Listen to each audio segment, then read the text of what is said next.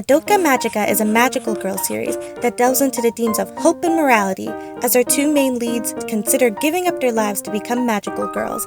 In return, one wish of their desire being granted. And with the movie coming out soon, I think it would be pretty fun to draw some fan art for this series and refresh myself on its plot beats. Hello, my name is Ruffle Bunny, and hold your horses, because today we'll be drawing one character from the main Madoka Magica series. No spin-off material will be included because I'm not very familiar. Maybe another time. So with that out of the way, as I always like to say, let's get to it. Now the character I decided to draw is, what's that? Oh, I guess it isn't really fair for me to choose who the character should be. Well, in that case, let's leave it up to the spinning wheel to decide my fate. Like a magical girl. If you know, you know. That's a joke from the show. Anyways, let's see who I get. So after I spun the wheel, it gave me Madoka. And then I got an ad about AI.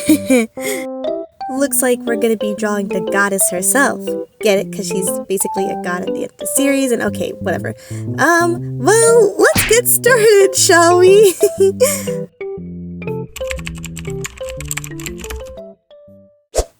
So usually I would start by saying, I first start with the sketch, but if I go deeper, I actually lightly sketch out shapes with this unofficial TT Zero pencil, so I can get an idea of how I want certain shapes to look before I exemplify their shape even further. Doing this causes me to zoom in and out of the canvas, and this in itself is important, so I can see the full picture and not just the little details. I didn't have any ideas for what I wanted to draw until I found this AI image on Pinterest.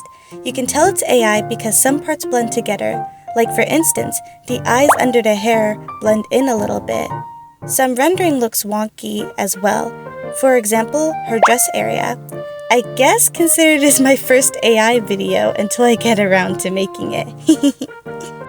I basically just redrew the image while adding a bit of perspective into it.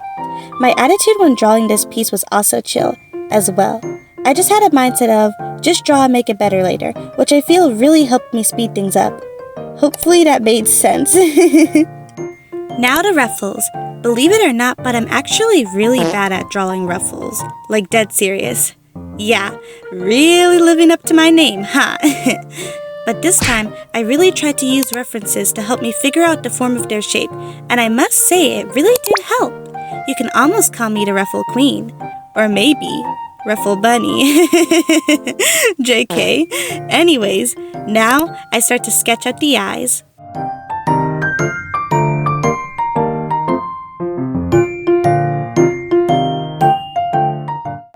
Now that we're done with the sketch, let's move on to the next part.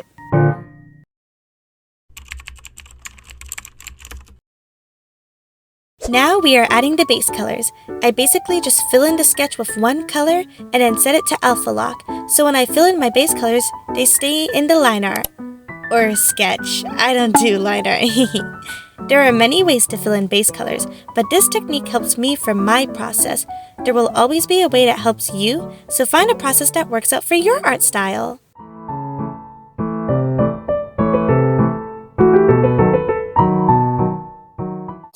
After I finish adding my base colors, I start to add my flat colors to prep for the rendering stage.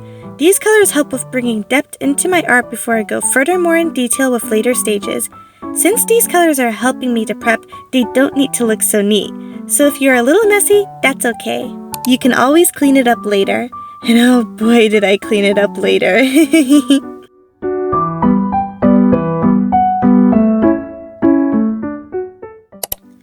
Once I finish with adding flat colors to the piece, I can now go on to the rendering stage. I'm basically just adding more and more colors to give a sense of depth and three-dimensionality.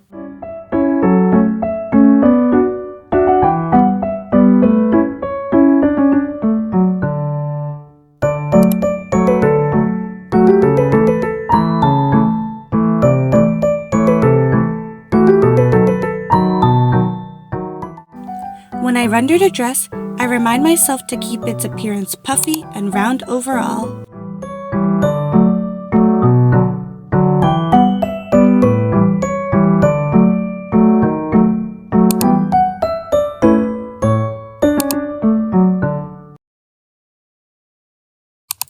Now I start to render her weapon. I don't usually do this, so it might look a little wonky.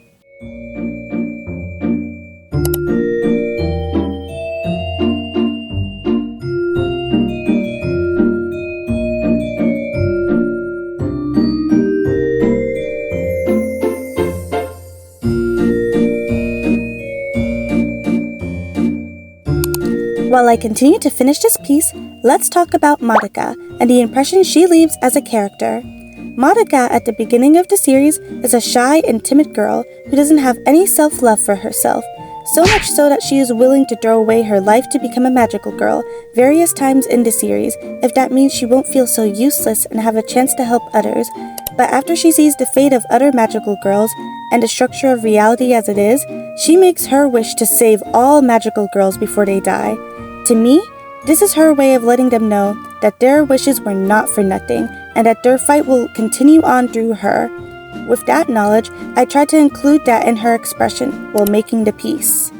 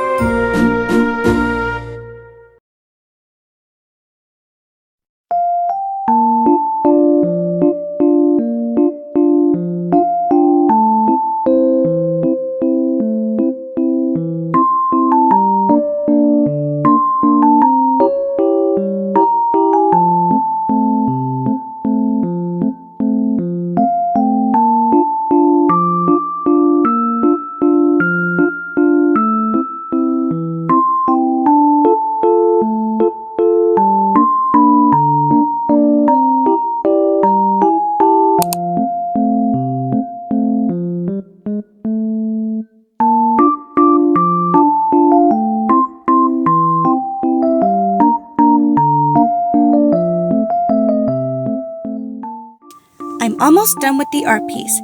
I just need to do the background and add special effects.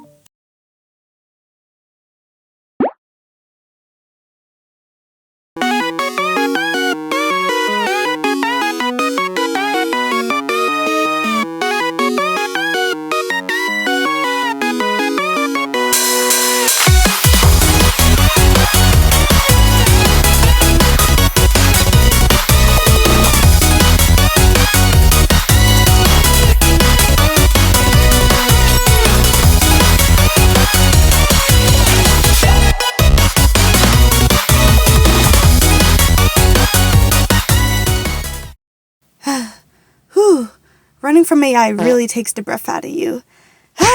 But anyways, thank you so much for watching this video, and I'll see you next time. Woohoo!